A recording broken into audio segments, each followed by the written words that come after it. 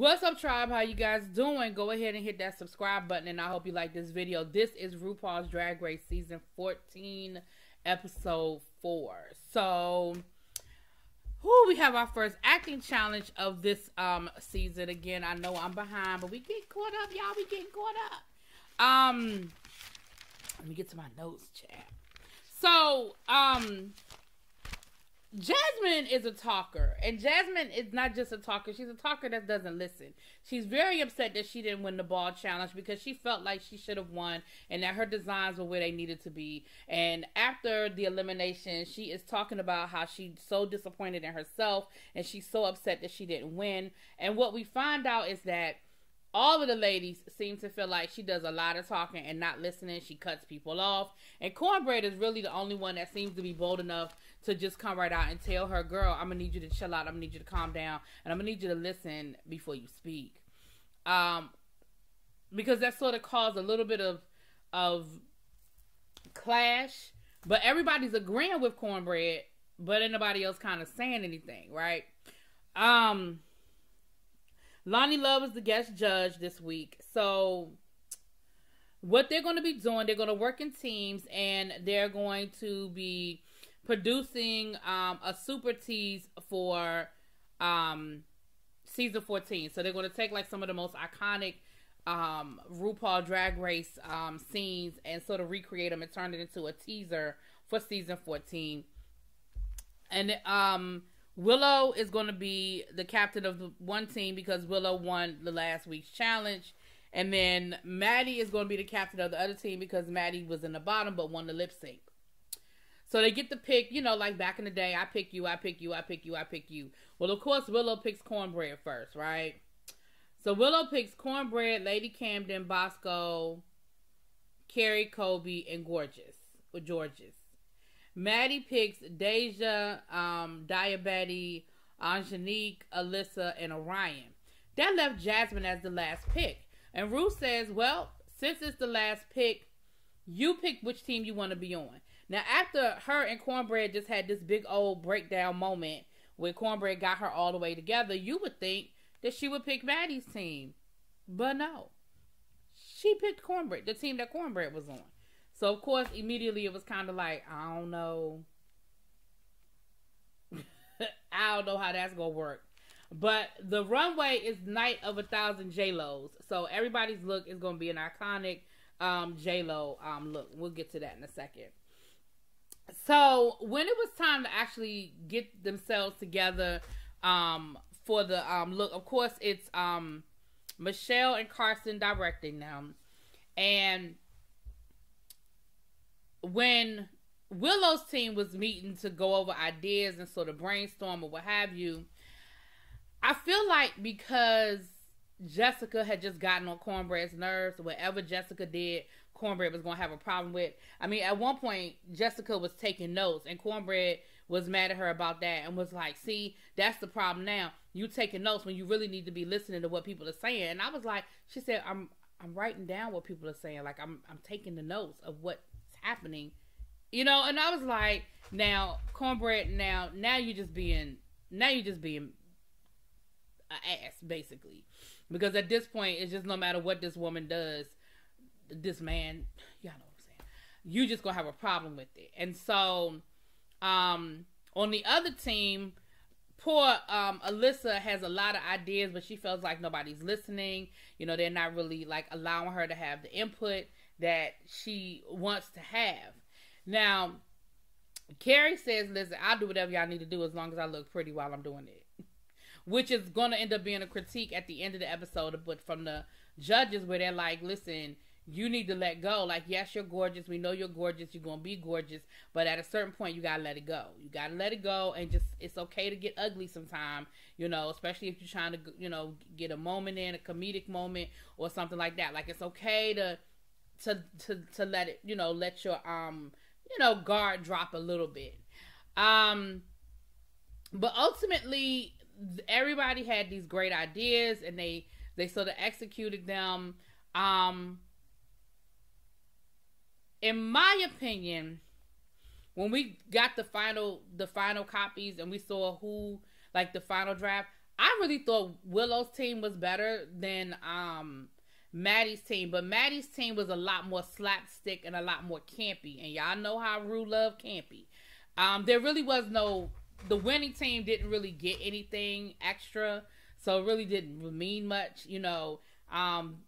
They were competing on the runway as individuals, so, you know, that's kind of how that went down.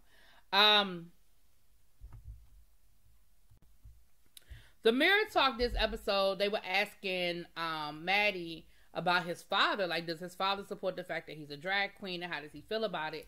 And he said, well, you know, I don't really necessarily talk to my dad about doing drag, but I know he supports me. Like, me and my dad are really close, and he supports me. I feel like, I mean, I'm reading between the lines on that a little bit. So when he says, I don't really talk to my dad too much about the drag, but I know he supports me, I feel like your daddy don't really support you doing drag. But okay, that's just me. Maybe I'm reading too much into it.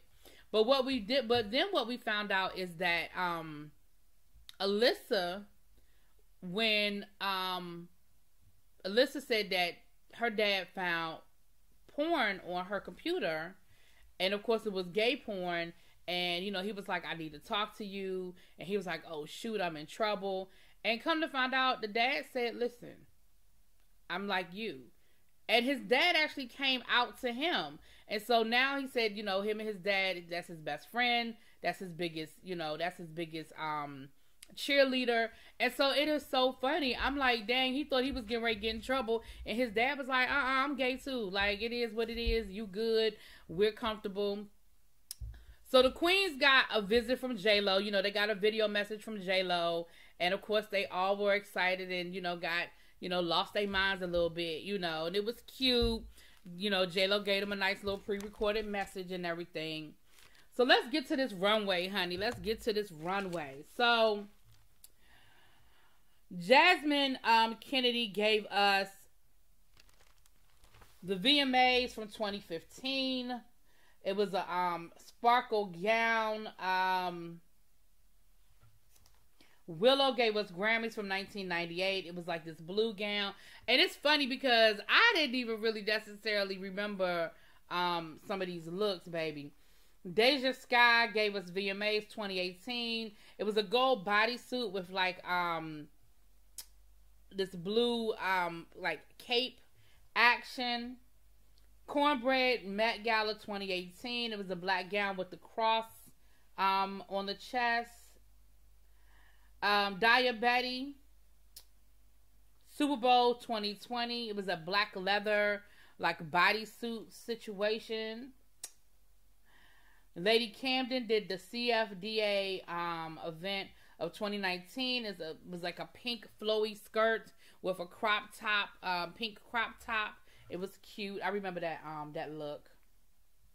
Bosco gave us Golden Globes from 2009, and it was a gold gown, long, you know, evening gown, honey. Alyssa Hunter gave us Billboard from 2018. It was the white suit with the wide leg pants and the bolero hat. Carrie Colby gave us the Versace, the reimagined Versace dress from the 2020 Versace runway show. Remember, that was like the reimagined from the infamous Versace dress she won to the Grammys many, many years ago. And baby, what we found out was that it was the actual dress. It wasn't a replica. It was Jlo's dress.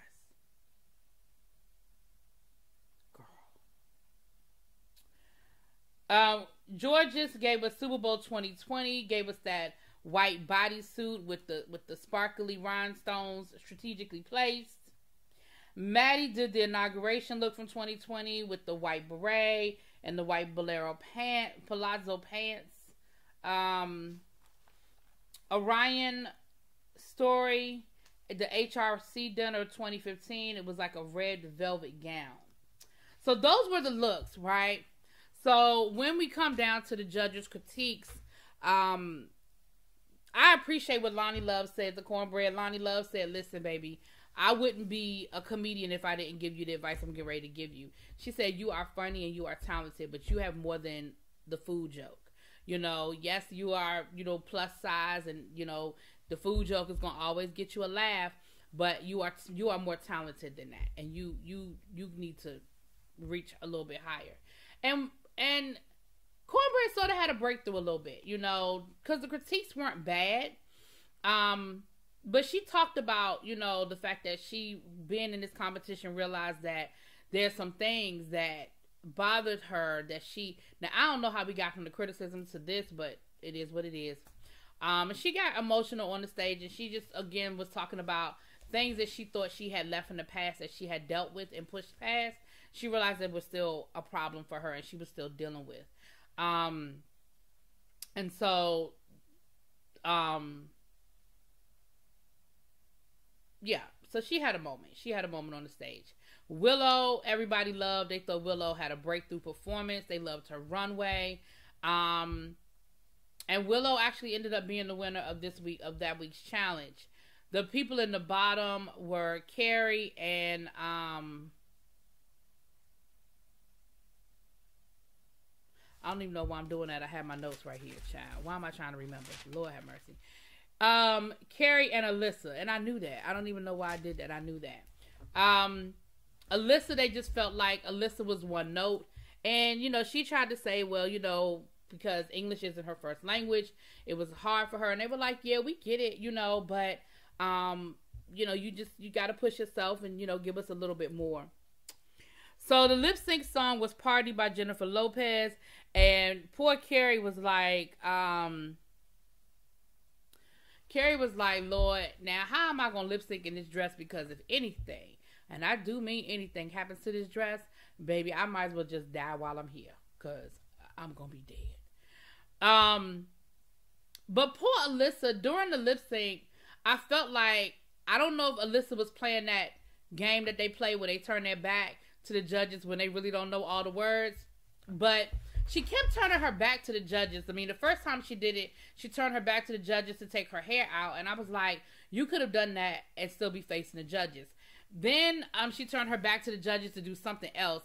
Then she went and had this money gun. She went to go pick up the money gun to use it as some sort of a prop. And child, the money gun wouldn't work, right? It was misfiring. It wouldn't work. And then finally she just opened it up and took the money and threw the money up. But I feel like you spent way too much time fooling with a prop that wasn't working, and you should have just kept lip syncing, because that is what Carrie was doing. And even though Carrie was being very careful in her movements and wasn't doing a whole lot extra, she wasn't sliding across the stage and all that in that dress, baby, she was giving consistency. She knew the words, and she was giving us some dances. She was looking good, like it was decent. And ultimately, Carrie wins the lip sync, and Alyssa unfortunately goes home. So that is episode 4. You know, you guys let me know what y'all think. Drop it in the comments. Peace.